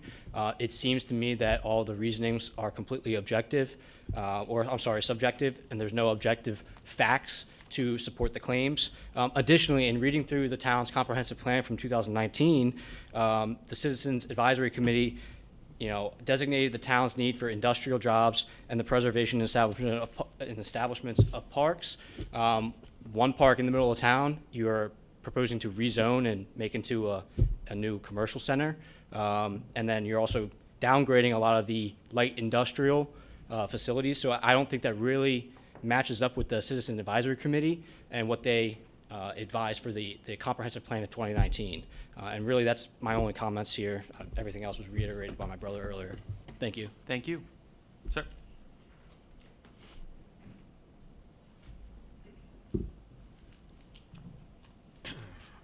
Good evening. I'm Ron Ballard. I'm with BCV Commercial Real Estate. Prior to joining BCV, I was in the banking industry for over 40 years, specializing in land development and construction lending. The Stevens Preserve site, 67 acres, which they plan to build 113 houses on under current zoning. If the using regular development cost and a bridge that will be required of approximately $500,000 to cross a wetlands, which is a rather large expense. If you downzone it to RR, you would yield approximately 22 residential lots and make this project economically unfeasible to develop. Thank you. Thank you. All right. Moving into elected body deliberation and comments. Would anyone from the elected body like to comment this evening? Yeah, I would. I've been here since 2004, okay, and I've watched a lot happen in this town, and I really would like to thank all of you for coming out tonight. This is reminiscent of meetings we used to have where people wanted to voice their opinion and let the commissioners and mayor understand what your feelings were. For those of you that are residents, I'm asking you, please stay. Your thoughts are what counts. This is how we got started, was meetings like this many years ago. And I thank you for coming up, giving your opinions, but if you're a resident, please stay involved. Don't just walk away and say, well, I said my 2 cents. We need help on our boards. This is how you can help change things. Thank you. Thank you, Commissioner Pearson. On behalf of the whole elected body, I'd like to thank the Planning and Zoning Commission for this report. That will end the elected body deliberation and comments. I'm going to make a, can I get a motion to, or excuse me, sorry, Town Attorney, didn't mean to skip you. Do you have any comments? Yeah, well, I'd like to thank everybody for their civil and constructive comments. This is not something that always happens at meetings. It made it helpful for all of us to hear your comments. I know you want to know what the next steps are. So the public hearing is about to be closed. That does not mean you can't reach out to anyone and ask questions or comment. This matter, as I said earlier, will not be voted on tonight. It will be taken up at a following meeting, and the meetings are on the first and third Tuesdays of the month. So there will be an announcement on, what? Second and fourth, sorry. There will be an announcement on the websites. There'll be an announcement at Town Hall. And if there's going to be a motion to do something, I'm sure the town will reach out in some manner to the affected property owners to let them know that you can come and watch the deliberation. There probably will not be another opportunity for a public hearing. We've heard what you've had to say, but you'll be able to watch them deliberate and determine what needs to happen. And it may not be a one-shot deal. They may decide that they're going to do some of them and take some of the properties and do something else with it. So it will happen, I would imagine, over the next several months, and you need to stay tuned so that you are involved. I don't believe the town will send any more written notice to you or post your property any further. So it is now going to be incumbent upon you to maintain and watch what's going on. Can I ask a question? Is it possible that we could get an email before the next planning commission meeting, that we could do an additional email for any points we may want the planning commission to consider? Yeah, I mean, it'll be before the next Board of Commissioners meetings, not the Planning Commission. And we'll certainly, I mean, is that something, if we have your contact information, I don't know if we have email for every property owner, but. No, I'm saying is there some place that we can email you? Oh, yes. That's what I'm asking, not I was- email us. I was actually going to say if Right. I was talking about how you can watch the process move forward, and I really am. I really want you to be able to know when they're going to do it again, so you can watch and comment. You're talking about continuing that, and they'll get you an email address if you want to write it down. I was actually going to say that the town resident, I mean, anybody actually can go on the town's website at risingsunmd.org, and under government, there's a page for the mayor, and his email address is on there, which is mayormarion@risingsunmd.org. And there's a page for the commissioners, which for each of us is commissioner and our last name at risingsunmd.org. And I certainly keep an eye on my email And if you've reached out to the town administrator, I would encourage you to do that as well, but he does have your email address. If you want to leave your email address with us before you leave, we'll make sure that you do get an email from the town when the actual meeting is going to be held that we will take a vote on. And it's not necessary that you email everyone the same thing. If you get it to one of them, it will be shared with everybody about that. So that concludes tonight's hearing as far as the legal technicalities go, and I think the mayor outlined how we're going to be moving forward then. Thank you. Can I get a motion to adjourn the public hearing? So make a motion. Augie. Second. It's been moved and seconded. All in favor? Aye. At this time, ladies and gentlemen, we will be opening up a regular scheduled town meeting. Can I get a motion to reopen the Mayor and Commissioners Town meeting? Second. Thank you. All right. Under public presentations, we have Do none. you want to give a break in case anybody? We can give a break for those that were here just for the public hearing. Absolutely. No way. Thank you for Give attending less this evening. disruptive.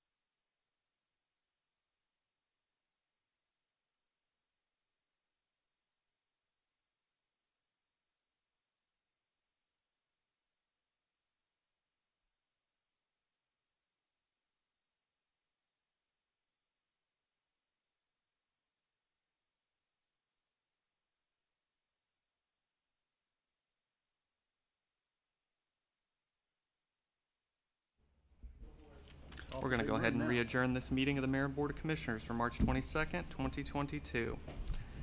There are no public presentations this evening. There are no business meeting items.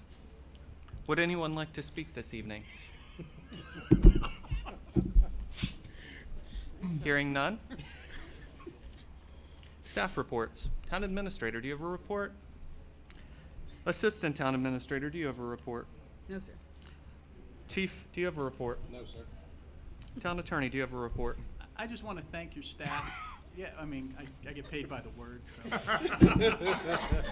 I just would like to thank your staff for the preparation for tonight, because you see how well this went, and I have not been, in my time with you, in a public hearing that has been so civil and so proper discourse.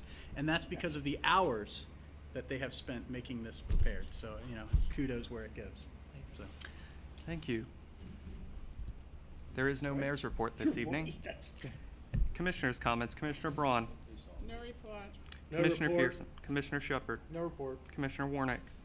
Well, I have a district, no report, thank you. Upcoming town meetings. We have a meeting scheduled for April the 12th, 2022. And you can see the rest of the upcoming meetings as well as the trash, recycling, and yard waste schedule. Mr. Mayor, can we add the dumpster day? Yes. Which is April 19th? Yes, we will have that on there, as well as we will make sure that that is sent out to all our residents. Thank you, Augie, for reminding that. All right, we're going to go ahead and adjourn. Can I have a motion for adjournment? So moved. Second. It's been moved and seconded. All in favor? Aye. Meeting adjourned.